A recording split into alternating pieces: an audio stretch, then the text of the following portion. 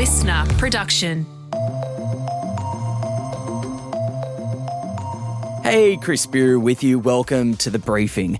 Happy new financial year, and you know what that means? It's tax time. Just keep your records tidy would be my really key point of advice today. If it doesn't pass the pub test, it's probably not deductible. That deep dive into what you need to know before lodging your returns and some of the things the ATO is keeping their eye on this year is coming up in the second half of this episode. First though, let's get into the headlines with Tara Cassidy. It's Tuesday, the 1st of July. Hey Chris, and to you listening, we're starting today in the UK where police are investigating the performances of British punk rap duo Bop Vylan and Irish rap band Kneecap at the UK's Glastonbury Music Festival after allegations their chants incited violence and hatred. The festival was viewed by millions over the weekend after being broadcast live by the BBC, including the comments by Bop Vylan, which started with this. We have seen a strange reaction to people that come out and voice support for Palestine, even though anybody with any kind of moral compass can surely tell that what is happening over there in Gaza is a tragedy. He went on to call for the crowd to free Palestine and then encourage them into a chant about the Israeli Defence Force. Death, death to the IDF! Death, death to the IDF! Meanwhile, Kneecap led chants against UK Prime Minister Keir Starmer while also condemning Israel. Glastonbury organisers were under pressure to pull the act ahead of the event due to one of its members facing a terrorism charge for displaying a Hezbollah flag at a gig last year and saying "Up Hamas, up Hezbollah." British police have since confirmed they're investigating the chants at Glastonbury as a possible public order incident and looking at whether they broke hate crime legislation. Yeah, and meanwhile, the United States has revoked Bop Vylan's US visa ahead of the duo's anticipated American tour later this year, with its Deputy Secretary of State posting to X saying foreigners who glorify violence and hatred are not welcome visitors to our country. Now, this move comes after the UK Prime Minister, the BBC, Glastonbury and Lisa Nandy, who is the UK's Secretary of State Culture and Media, all condemned the acts, with the BBC apologising for not pulling the live stream, saying the performances were utterly unacceptable and deeply offensive. However, Lisa Nandy says the apology is too little too late and has told the BBC that much of this was foreseeable and has left members of the Jewish community feeling unsafe. One group of TV and film professionals from the UK screen industry have defended the musicians, though, saying their performances were not anti-Semitic. The group says calling for the death of the IDF was not a literal threat and rather than calling for violence against people, was calling for the dismantling of a, quote, brutal military apparatus committing war crimes and killing civilians. Millions of Aussies along the southeast coast are being told this morning to brace for a bomb cyclone which has now formed, with multiple weather warnings for flooding, gale force winds and damaging surf now in place. Hundreds of SES personnel have been deployed across New South Wales as the complex low-pressure system is making its way inland, with prepare now warnings issued along the coast, including for Sydney, Newcastle and Wollongong. Residents are being told to expect winds of up to 125 kilometres per hour and rainfall totals of 50 to 120 millimetres. SES Deputy Commissioner Debbie Platt says some areas are forecast to receive up to 200 millimetres over the next 48 hours. What we need is for you to be prepared. You out there in the community need to start preparing for this weather event. Now, interestingly, Tara, the term bomb cyclone isn't really a scientific or meteorological term. Wow, that word is hard to say. But it does come from the actual scientific term bombogenesis, which does describe a pressure system that develops very rapidly that goes essentially from non-existent to threatening in just a matter of days. So this will be the first East Coast low to hit Sydney since 2022, and a bunch of those areas that the SES have been deployed to, those are areas that have been impacted by Cyclone Alfred and a bunch of flooding this year. So this news of a bomb cyclone being on the way is definitely something these communities and people living in those communities are not going to be welcoming this morning. Australian house prices have reached record highs for a fifth straight month, but while they increase, so too does the gap between home values and our wages. Yes, Chris. Sigh. Cotality data shows property prices climbed to a fresh peak last month, with every capital city seeing values go up except Hobart, which saw a decline. Canberra had the biggest jump, 0.9%, followed by Perth, Brizzy, Sydney. Finally, something Sydney is not leading in the housing market on, Chris. Melbourne, then Adelaide and Darwin. And while nationally, dwelling values went up 1.4% in the last quarter. But it's been pointed out that as those values continue to creep up, it's doing so at a rate nearly twice as big as Aussie's wage growth. So while the prices are great for some who own properties, are investing, etc., for those who don't and might just be trying to get into the market, it's becoming more and more difficult. People are having to look further out to afford something or just accept properties that offer a lot less than what they might have a few years ago. 100%. I literally just went and looked on the weekend, this property that was going for $1.4 million in this area in Brisbane, and it was a piece of crap. And it's shocking because in this area you would get something really good just 3 years ago. And look, it's worth noting that national average that we were talking about earlier, take that with a grain of salt. It's better just to look at those locations because obviously those places like Brisbane, Perth and Adelaide that are seeing record highs, that's going to blow that average out with its extremes. And this is all being fueled by obviously the falling interest rates, which we know. Yeah, and that's, a trajectory that economists think is going to continue with the RBA meeting next week. We're expected to see more rate cuts on the horizon. Again, great for homeowners, not great for those who don't own a home. AI could pump an extra $115 billion into the Australian economy every single year by 2030, according to a new report by OpenAI, the folks behind ChatGPT. They reckon its adoption would see the average Aussie employee generate an extra $4,000 a year for the economy, mostly thanks to higher productivity, which hasn't really been budged in the last 5 years. Now, I'm putting an asterisk on this. This was funded by ChatGPT's owners. Yeah, and let's just be very plain as day about it. Their chief economist had a bunch of meetings in Canberra yesterday, so he set up a bunch of meetings with the Albanese government, and he's been pushing really, really hard to introduce tax breaks for businesses that adopt artificial intelligence. So this report is very, very convenient, but I will say this all comes as financial heavyweights, including the world's second biggest investment bank, Goldman Sachs, are warning that 300 million jobs globally could be displaced by AI in the coming years, and it's already starting to show up. Yesterday, we saw that UK job site Adzuna, they reported entry-level jobs in Britain have dropped nearly 32% since ChatGPT launched in late 2022.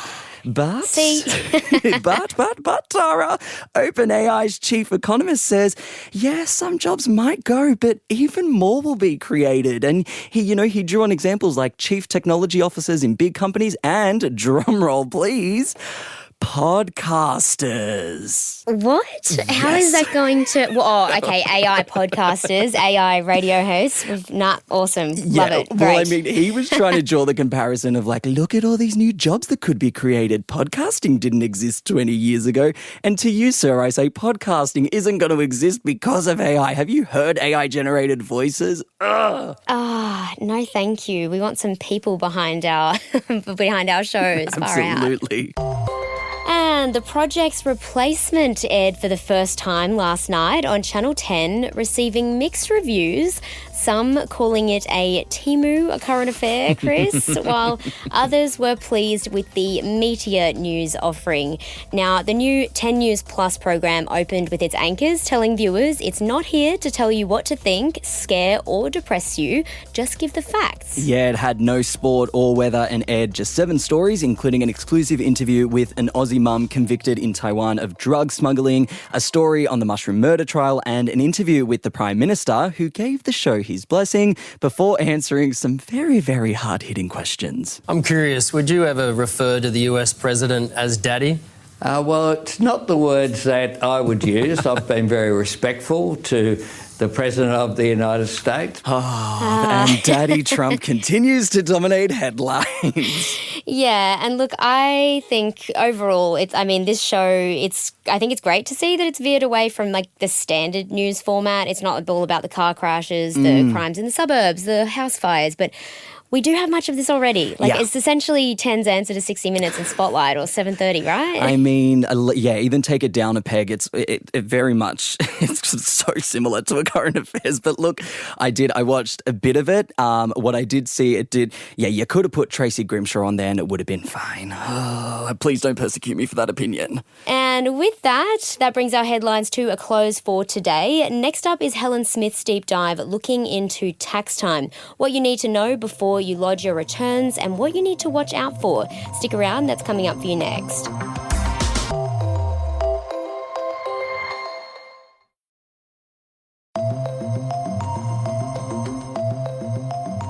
Tax time. It's something none of us can avoid, but before you lodge your tax, it's important to know what you can claim, what you can't, how you can get the most back, and if you're doing it correctly.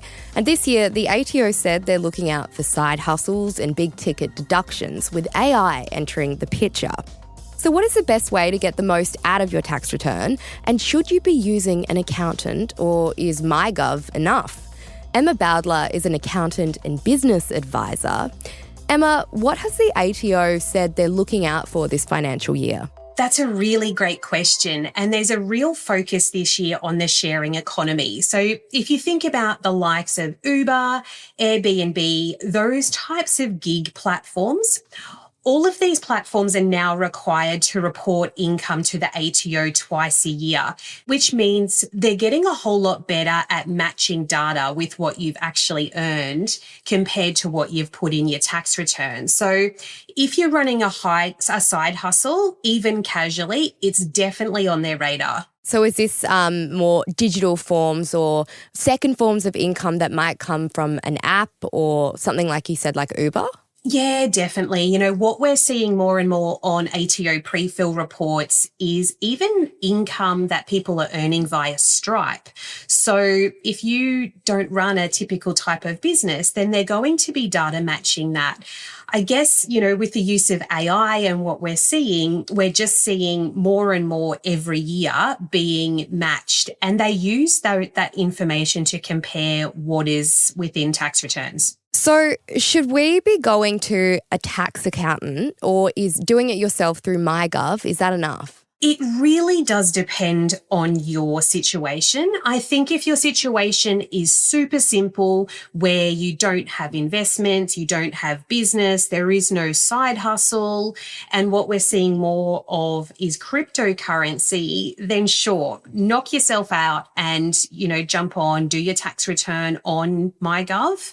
It is a really easy, I guess, process to be able to do that. But what I would encourage you to do, that if there is a hint of complexity or you're not completely confident with what you're putting into that tax return, definitely reach out to an accountant and they will be able to steer you in the right direction. What about getting an accountant that's tailored for your profession? Is that something people should be looking into? It's definitely something. And when we think about marketing and what people are doing and the types of industries that they're targeting, absolutely. And I can use myself as an example here. You know, I really focus on service businesses for female founders. And so what you do in a service-based business can be very different to what you do in a retail type business. Whereas my husband, who is also an accountant, he specializes in primary production. And while you might have a really great accountant, there's different rules around what you can do within the primary production and the farming sector to what you can do in services and sales. So definitely it's something, I think, if you are in that niche space, you know, medical is an area that we see all the time where we're seeing more and more accountants specialize in that area. I think if it is specialised, then yeah, if there's an accountant available who knows that industry inside out, then absolutely it's worth reaching out. So earlier in May, the ATO revealed some pretty wild tax deductions. What were some of them that people were trying to get across the line? This publication is absolutely one of my favourite ATO releases every single year, and it never ceases to amaze me what some people try to put through. So in the latest report, there were 3 things that really stood out. And the first one was a mechanic who had tried to claim I think it was an air fryer, a microwave, a couple of vacuum cleaners, a TV, and a gaming console, all as work-related expenses. Absolutely, they are all personal in nature and not eligible for deductions. So that one was, it was a little bit funny. One of the other ones was somebody who was in the fashion space had tried to claim more than $10,000 in luxury branded clothing and accessories. And their reasoning for that was that they had worn or used those items for work events and dinner. Now, when that was looked at, the ATO deemed that to be personal in nature. And it is, there's no doubt about that at all. But my personal favorite was, and you'll find this funny, is a truckie who tried to claim his budgie smugglers. So you think interstate truck driver, his reasoning for wanting to make that claim was because it was hot and he wanted to have a swim mid-transit.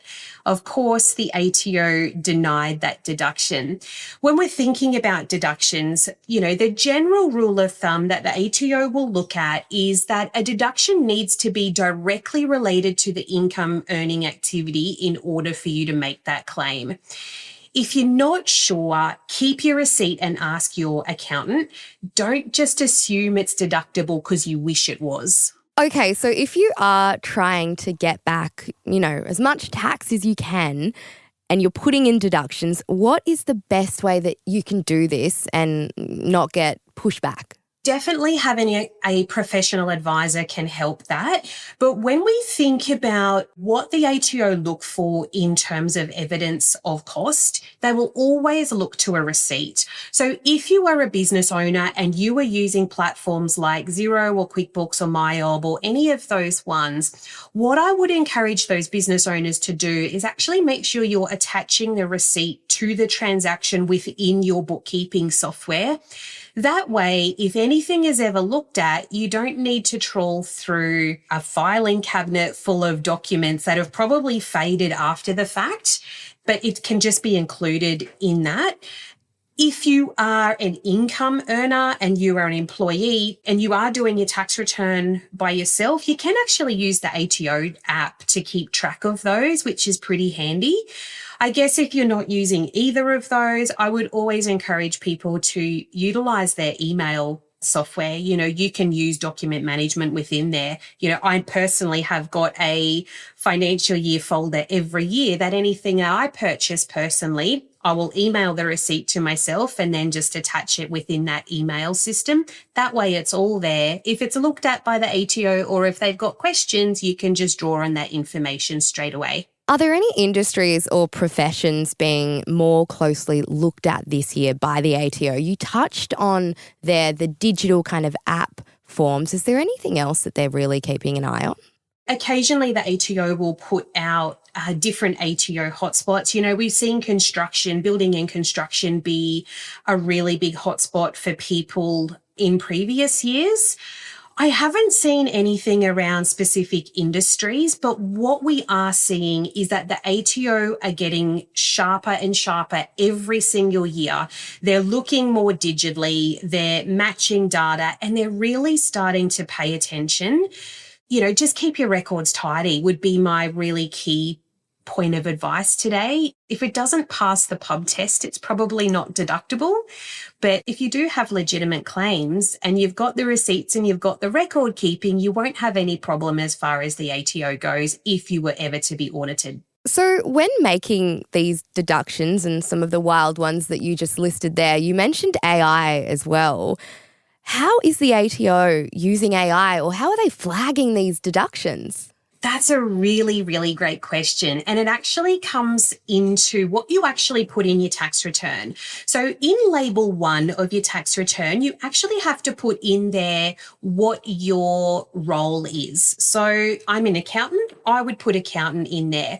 So what they use is that industry code. They do it for businesses as well. And then they benchmark your deductions against others in your industry. So for instance, if I put in, $20,000 $10,000 at D5 for my luxury clothing or whatever that might be, and they compare that to other accountants in the industry who might only have put $500 in at item D5, that's obviously a really big variance. So they will strategically, they often say it is random. I don't think it's very random. They will look at those things and ask for evidence of those claims. And what about working from home? Is there anything new that we should be looking out for? Look, there's not a great deal in that change, not too many really big changes.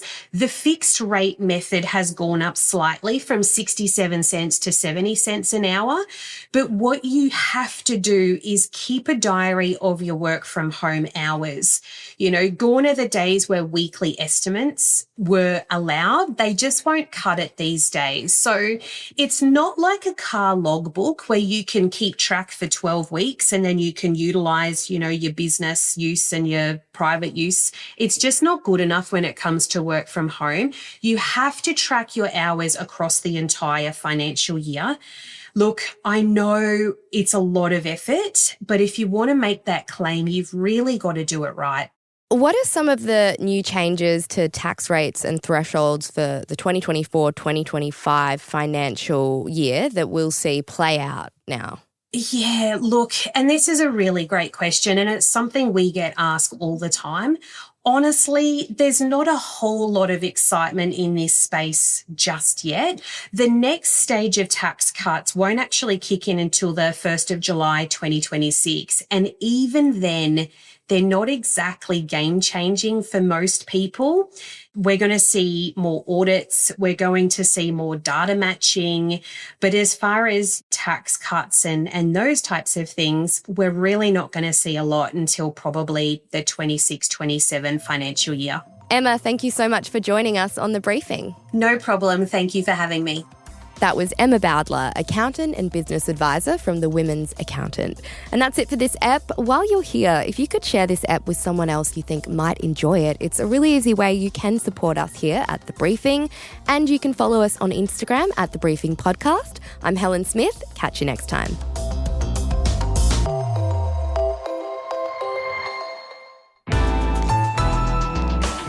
Listener.